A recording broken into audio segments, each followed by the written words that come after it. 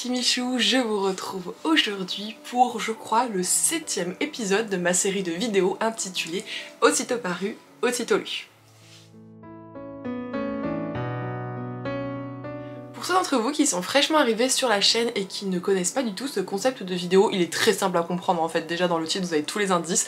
Mon but est donc de vous chroniquer un livre récemment paru, je le lis autour de sa date de publication et je me laisse un délai maximal d'une semaine après sa sortie pour justement vous en parler. Et si jamais vous avez cliqué sur cette miniature, vous savez donc que nous allons parler d'un roman plutôt avec un accès assez historique, des idées extrêmement tranchantes de l'homophobie, mais également des complots et intrigues politiques au sein de la communauté des vampires. Embarquez donc avec moi pour que je vous en apprenne un peu plus à son propos. Il s'agit donc d'une nouvelle parution aux éditions Corrigan, à savoir le premier tome de la Mémoire des Cendres, intitulé Les Garçons Perdus de C.M. Stern. Comme vous pouvez le constater, je tiens entre mes mains, je vous le présente un petit peu plus en détail juste après, l'édition collector, mais il est également vendu en brochet au prix de 19,90 €, en e-book au prix de 10,90 € et vous avez le collector qui est donc vendu 25,90 €. Comme ça vous savez tout sur un petit peu les tarifs proposés pour découvrir cette histoire. Concernant l'édition collector, c'est vraiment un livre sur lequel le travail édito est très qualitatif. Vous avez tout d'abord une magnifique couverture illustrée par Nicolas Jamono, dont je vous vante les mérites à chaque fois que cela est possible parce que je suis complètement fan de sa patte graphique. Vous avez également un très beau jaspage, donc pour les amoureux des beaux livres, et ceux d'ailleurs comme moi qui aiment exposer les jaspages, on n'est plus que ravis. La particularité de la Doge Jacket, puisque celle-ci s'enlève, c'est que vous pouvez retrouver justement à chaque bout de celle-ci le portrait des deux protagonistes principales, donc un moment Antoine et un moment Jack. Lorsque justement vous enlevez cette Doge Jacket, vous pouvez découvrir un très beau livre relié avec des dorures, c'est quand même très appréciable, et notamment vous pouvez constater également que l'envers de la Doge Jacket, il y a un motif d'imprimé sur celle-ci. Concernant les en-têtes de chapitre, vous avez en fait systématiquement le portrait de Jack qui est présenté, il n'y a pas celui d'Antoine, donc je me dis que ce sera peut-être dans le second tome du coup. Sachez que c'est un livre qui est complètement déconseillé aux moins de 18 ans, c'est pour un public averti, et je vais d'ores et déjà vous mentionner les trigger warnings. Prostitution, violence physique et sexuelle, scène de scène explicite, drogue, suicide, ainsi que homophobie. Maintenant que vous êtes prêts à écouter le résumé, c'est parti pour que je vous pitch du coup ce petit bébé. Dans un premier temps, nous allons rencontrer et évoluer avec le personnage de Jack. Jack, c'est le brun que vous voyez donc sur la couverture. Ce jeune homme vit dans un village et il est absolument divin. Il a une beauté qui est époustouflante.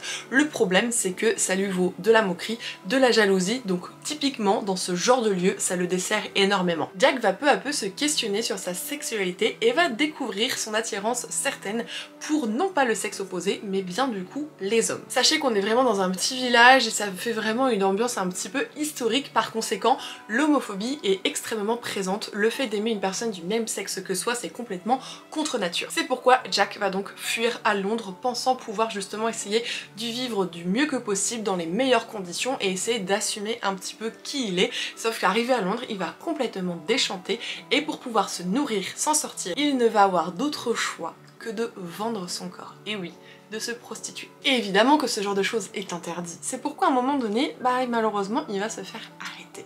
Suite à cette arrestation, il y a des personnes qui vont s'en mêler, qui vont le libérer, il ne sait pas qui ils sont, mais il va vite comprendre qu'il faut pas se les mettre à dos. Et surtout qu'il a une dette envers eux désormais. Le pacte que lui propose du coup ce dit gentilhomme, qui n'en est absolument pas un, puisqu'il appartient à la société des immortels, c'est donc de se rapprocher d'un des amis de celui-ci pour essayer petit à petit de déjouer les plans qui sont en cours. Jack, ne voyant pas le mal et se disant que quelque part il est également redevable, il va accepter et il va rentrer en plein dans les manipulations, dans les complots et dans les intrigues, en plein dans la société des immortels, lui étant un simple humain, un simple jouet dans tout ceci.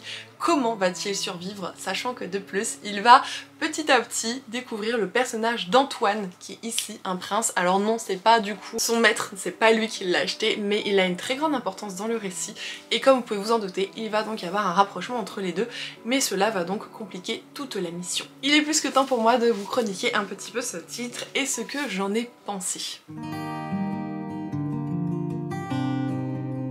Sachez qu'en termes de rythme, c'est assez fluide, il n'y a pas de grosses inégalités, on avance toujours, parfois plus ou moins rapidement, mais on reste jamais en plan très longtemps. C'est vrai que par contre c'est assez dur à lire parce que les scènes de torture sexuelle quelque part, il y en a certaines qui sont décrites.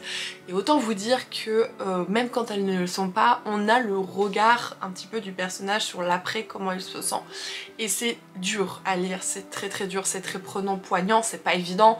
Donc voilà, c'est quelque chose sur lequel je voudrais vraiment insister en mode faites attention à vous, de toute façon c'était dans les trigger warnings. Mais en somme c'était quand même assez costaud par où passe Jack, mais ne vous y trompez pas, Antoine aussi va vivre des sacrées choses. C'est vrai que tout le côté avec la société des immortels, ça met un petit temps à arriver. Voilà, on parle pas tout de suite des vampires, on comprend pas tout de suite qu'il y a des vampires, et on va pas non plus comprendre tout de suite un petit peu qui ils sont, comment ils fonctionnent, etc. Parce que pour Jack, tout ça, ça n'existe pas. C'est une société qui est secrète en l'occurrence. Donc en fait, on va rentrer dans cet univers comme lui, en étant vraiment un néophyte sur les vampires, et on va apprendre petit à petit leurs coutumes et mœurs. Antoine est un personnage absolument détestable. Voilà, je vous le dis d'entrée d'office, c'est le personnage froid, imbu de lui-même, autoritaire, enfin vraiment il est dans le jugement, c'est le genre de personne que vous n'avez pas envie de vous mettre à dos mais que vous avez un petit peu une crainte de croiser quelque part. Et du coup c'est pour ça que pendant un certain temps, je vous avoue que j'ai eu du mal à comprendre l'attirance de Jack pour Antoine. Alors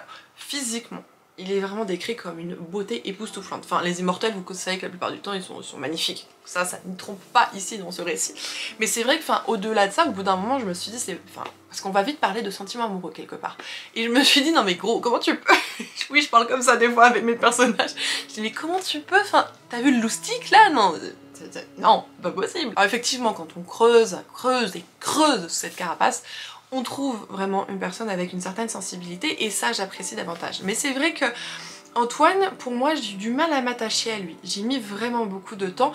Jack il est très naïf pour le coup, il essaye de s'en sortir tant bien que mal, mais en même temps sa naïveté, même si lui il n'a pas les connaissances, mais il s'en fout royal, et c'est pas qu'il rentre dans le tas, mais c'est qu'il est en mode je fais comme si je savais tout, et peu importe les conséquences, bah en fait je les connais pas. Voilà, c'est un peu ce genre de raisonnement de je veux montrer que je sais, je veux montrer que je suis quelqu'un, et c'est normal, c'est légitime, enfin surtout que quelque part il vend son corps à la base, donc c'est quelqu'un qui je pense a besoin aussi de se montrer et de montrer qu'il est autre chose que ça, et s'il le fait c'est par dépit, ça je le comprends, mais il est très têtu, très borné, et on lui dit fais pas ça, il va le faire, et dans la mesure où c'est un univers qu'il ne connaît pas, des codes qu'il ne connaît pas, il ferait mieux de se calmer. Parce que les petits vampires en 2-2, ils peuvent le bouffer quand même. Hein. Il y a d'autres choses qui sont assez dures dans cette histoire que je vous dépeindrai pas ici pour ne pas trop vous en dire, mais c'est vrai que voilà, la relation Jack et son dit mentor, ainsi que la relation d'Antoine avec lui-même son partenaire, parce que Antoine a déjà un partenaire,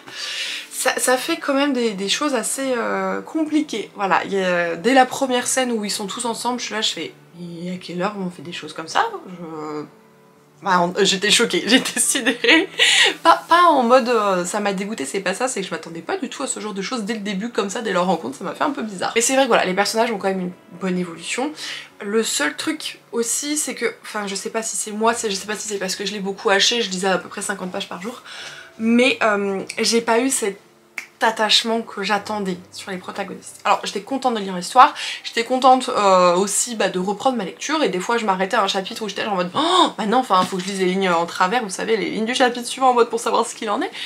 Mais je sais pas, enfin Jack ça me peinait quand on lui faisait du mal physiquement, ça c'était très dur, et enfin j'avais du mal pour lui, c'était compliqué, mais en même temps Antoine, je vous ai dit, j'ai eu du mal à m'attacher, donc j'ai eu du mal à avoir de l'intérêt et de la considération pour lui, quelque part aussi. Et il y a les choses, j'ai l'impression qu'elles se sont vraiment décantées plus vers la fin. Donc peut-être que dans le tonneau ce sera très différent parce que certaines choses sont déjà actées en l'occurrence. Simplement c'est un récit qui je pense plaira aux puristes dans l'univers des vampires. On n'a que de la relation MM, il n'y a pas du tout d'hétéro-romance, donc je préfère vous prévenir si c'est ce que vous recherchez. Et je suis quand même contente d'avoir découvert ce récit, la plume est très fluide, avec un certain vocabulaire parce que justement les vampires c'est un petit peu quelque chose d'assez élitiste, donc sachez qu'ils ont une certaine façon de faire, un certain savoir-vivre, etc. Donc voilà, on a ce genre de vocabulaire qui est un petit peu d'époque mais également assez pompeux en l'occurrence. Et bien voilà, vous savez désormais tout sur mon avis concernant le premier tome de cette saga. Vous avez compris qu'il y a des choses qui m'ont plu, certaines qui ont été difficiles à lire et d'autres qui m'ont moins emballé. Donc je suis sur un retour où je me dis j'attends le tome 2 pour vraiment me fixer sur mon avis sur la saga. Voilà, c'est-à-dire que là je suis un peu en plan. C'est pas du tout un livre que je vous déconseillerais parce que pour moi il a quand même de très bonnes choses en l'occurrence, mais il y en a d'autres où j'étais là pendant ma lecture, je disais donc à voir par la suite. Voilà, je ne mets pas du tout de barrière, mais j'en attends un petit peu plus par la suite parce que ce qui pouvait me déranger normalement à la fin du premier tome n'est plus là. N'hésitez pas à me dire du coup si ce titre vous intéresse et si mon avis vous aura été un petit peu utile pour vous aiguiller en termes d'achat livresque ou non. Je vous fais des gros bisous les Kimichou, je vous remercie de tout cœur d'avoir regardé cette vidéo et pour la première fois vous allez donc voir en fin de celle-ci les noms des petits Kimichou qui sont sur Patreon pour les remercier puisque mon Patreon est ouvert depuis seulement hier quand je tourne cette vidéo. Gros bisous et prenez soin de vous bien sûr.